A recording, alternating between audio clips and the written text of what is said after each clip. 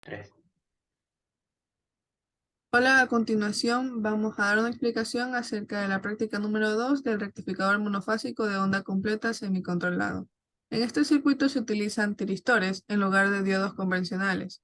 Los tiristores permiten controlar el momento de encendido del dispositivo, lo que a su vez controla la porción de la onda de corriente que se rectifica.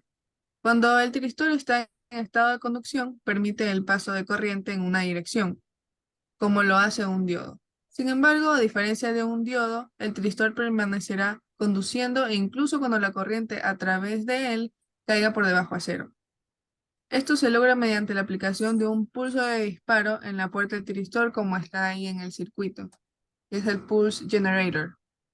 En el caso del rectificador monofásico de onda completa semicontrolado, que es el que se muestra en pantalla, se controla el momento de encendido de los tiristores para que conduzcan durante solo una parte de la onda de entrada.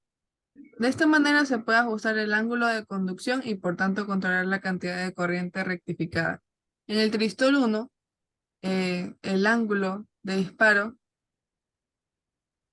en este caso, sería de 180, como el que se muestra ahí, y en el otro tiristor sería de un ángulo de 270 grados.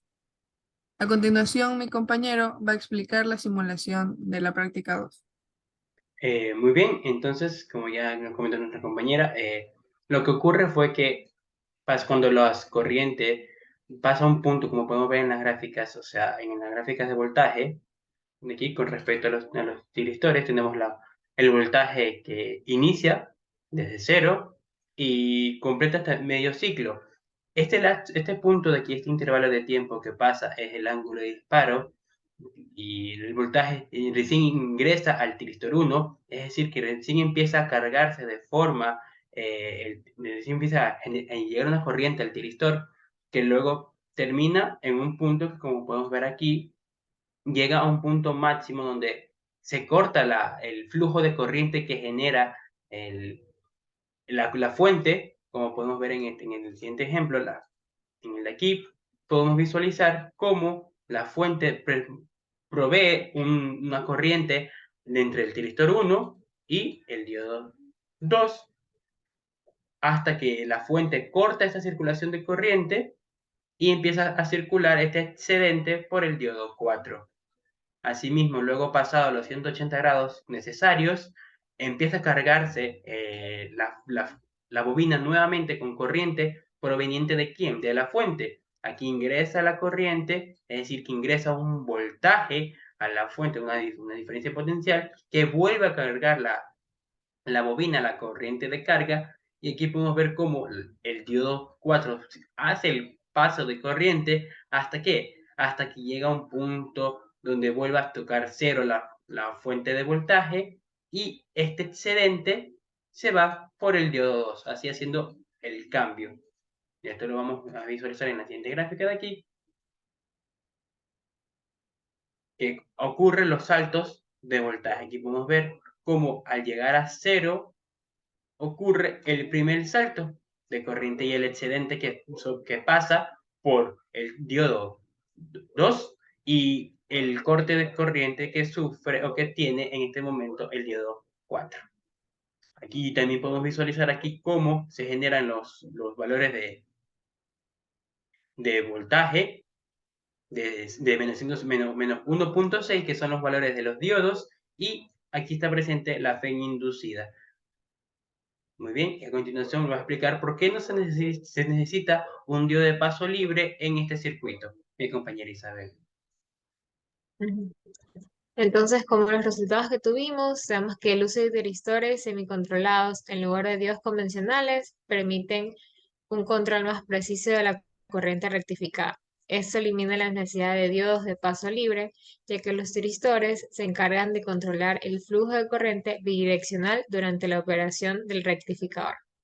Es importante tener en cuenta que la ausencia de diodos de paso libre en un rectificador monofásico de onda completa semicontrolado no implica que no haya dispositivos de protección contra tensiones o circulación inversa.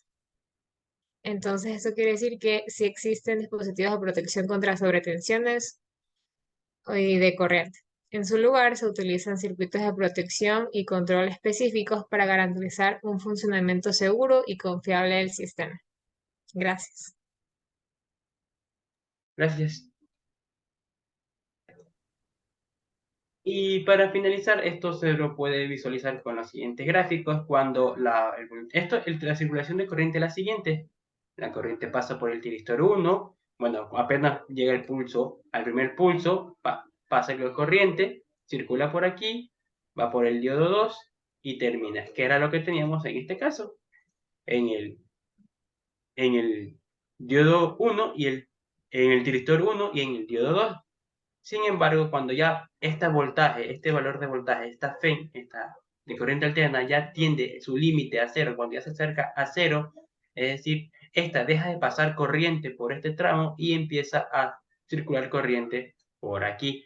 Es decir, que este tramo ya no da corriente, ya no genera corriente a la fuente, sino que completa de esta manera, esta circulación de corriente. Y esto es lo que ocurre, que ya no se necesite un diodo de paso libre, porque estos dos elementos conforman un diodo de paso libre, ya la corriente ya desfoga por aquí mismo.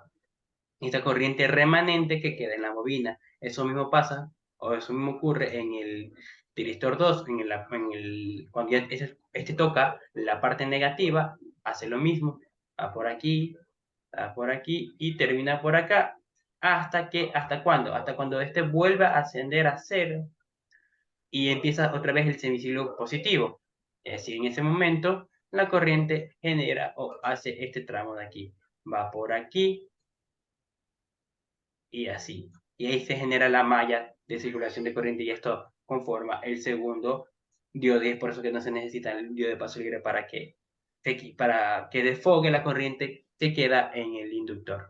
Y eso ya sería También todo. es, también es Bueno, importante recalcar de que es muy importante el ángulo de disparo, como mencionó mi compañero Miguel, es que debido a que cada uno, el tiristor 1 es de 180 y el tiristor 2 270, es porque a partir de los 180 grados se cumple la onda completa, si no sería de media onda y no de onda completa. Listo, gracias. ahora sí.